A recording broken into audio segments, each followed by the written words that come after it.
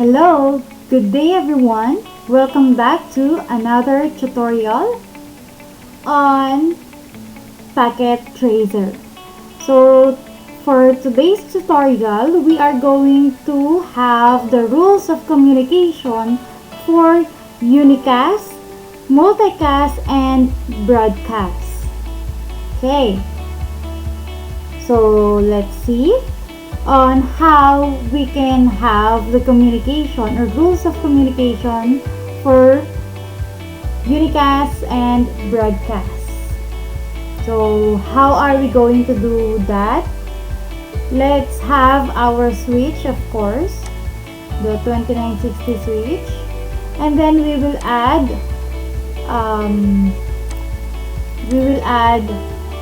6 PC or personal computers.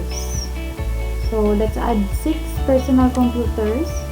So click the PC, then click here PC1, then click here PC2, PC1 I mean, PC2, PC3, PC4, and then PC6. Okay, next let's have their connection, okay, the cable that we are going to use. So we will use this one. Okay. Let's connect it to our PC.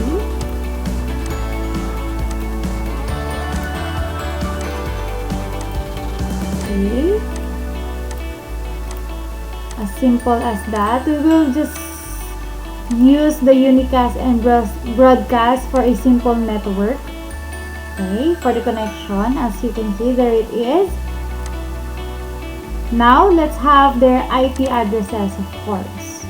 So double click this one or right click, and then the dialog will open for the PC0. So let's config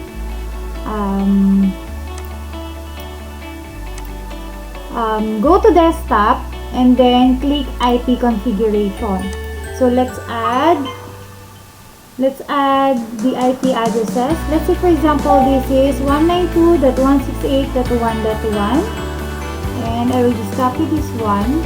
Then subnet mask, of course, we are on the class C, so it's 255.255.255.0, and then just close this one. Let's go to PC1, then desktop, IP configuration, then 1.2, then here 1.3 for the PC2, then for PC3 1.4, then PC4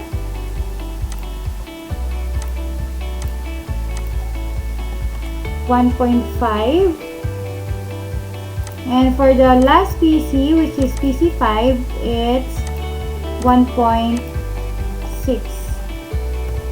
Okay, there you go. We have their IP address already. Okay, as you can see, ayan, nag-green na sila lahat. Let's see if they have connection. So PC0, open natin siya ulit, and then desktop tayo. Okay, so close nyo lang yon, and then let's go to the command prompt of this one.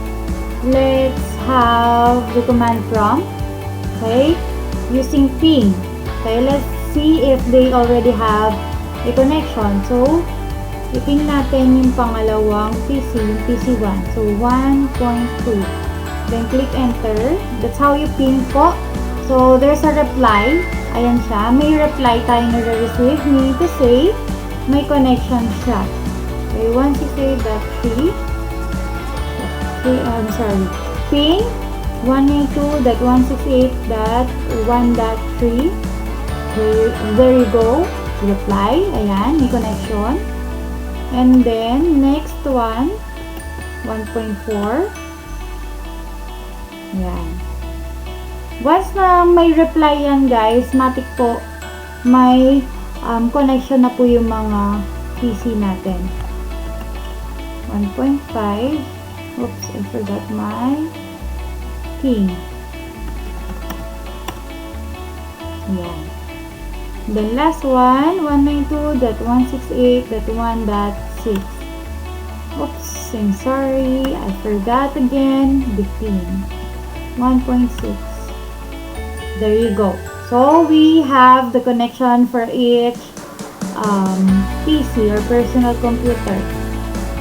Now, let's have the simulation. So click the simulation.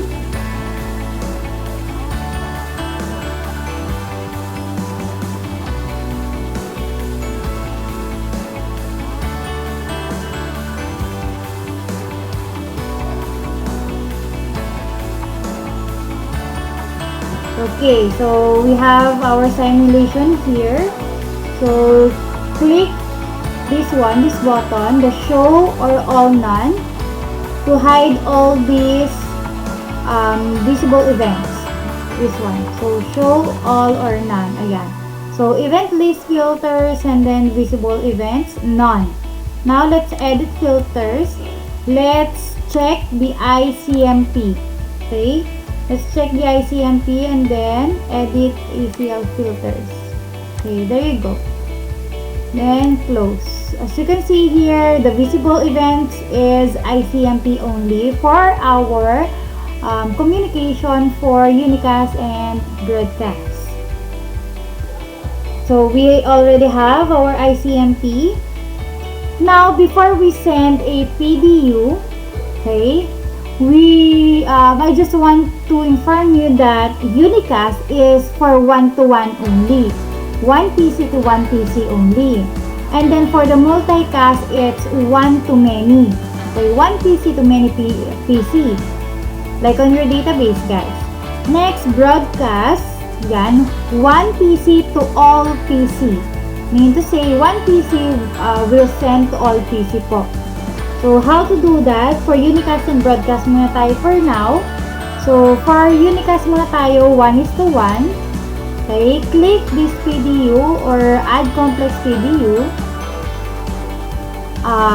For PC 0, ayan, as you can see, there's a box. And then, you need to have the destination IP address. Let's say, for example, magsasend tayo kay PC 3. If we still remember, kung ano yung IP address na to, kaya kung natatandaan nyo, di ba ito 1.1, 1.2, 1.3, 1.4 to.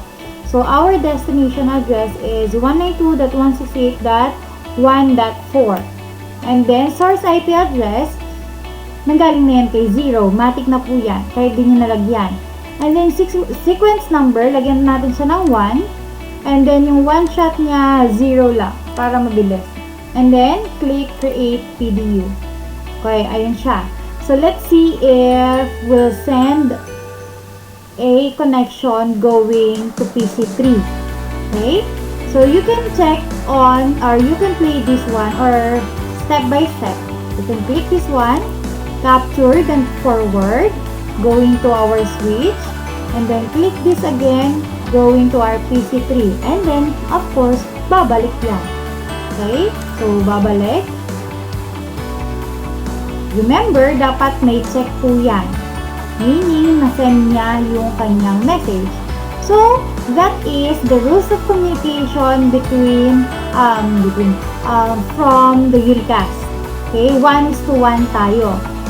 Now, like what I've said, broadcast is 1:all siya. Ibig sabihin, from this PC0, magsasend siya dito sa lahat ng to. So, how to do that? So, let's create another PDU from PC0. Okay, so our destination IP address will be 255.255.255.255 to send this communication to all the PC. So, sequence number is 1, and then for the simulation, 0 seconds. Okay, so let's run it. Let's try to run it one by one. Okay, actually I created a while ago na. Okay, isang PDU din for broadcast. Ayan siya. So as you can see, nag-send na yung una natin, yung red, okay, sa lahat. Ayan siya, 255.255.255.255. Okay? So ayan, nag-send na siya lahat. Let's see then yung kay yellow. Dapat mag-send din yan since pareho silang broadcast. Ayan. Guys, huwag kayo magpapalito. Parehong broadcast po yan. Okay? I just tried it a while ago. So, ICMP pa rin tayo. And then, etong mga nandito, etong mga to, yung limang to, okay, isa-isang babalik kay PC0. Isa-isang babalik kay PC0 yan. Then, let's see if ma-receive niya, of course. So, let's see. Let's play it. Ayan siya. Ayun, nag-send na yung una. So, check. Yung next naman. So, 2. Pangalawa na yan. Dapat 5. Okay, 3. Ayan. 4. And 5. Okay, meaning to say they have the rules of communication for broadcast. Okay, lahat sila, meron sila for the broadcast. That's how you have your rules of communication for the unicast and broadcast. Simple network lang po yun. Okay, simple network for the unicast and broadcast. So, if multicast ka, 1:9 naman siya. Okay, 1:9 naman siya. From this, then pili ka lang ng pagsasendan mo. Okay, sa mga PC mo. So, that's how you have your rules of communication for the unicast and broadcast and multicast. I hope you learn a lot from this video tutorial. See you on my next video tutorial. Good day, everyone!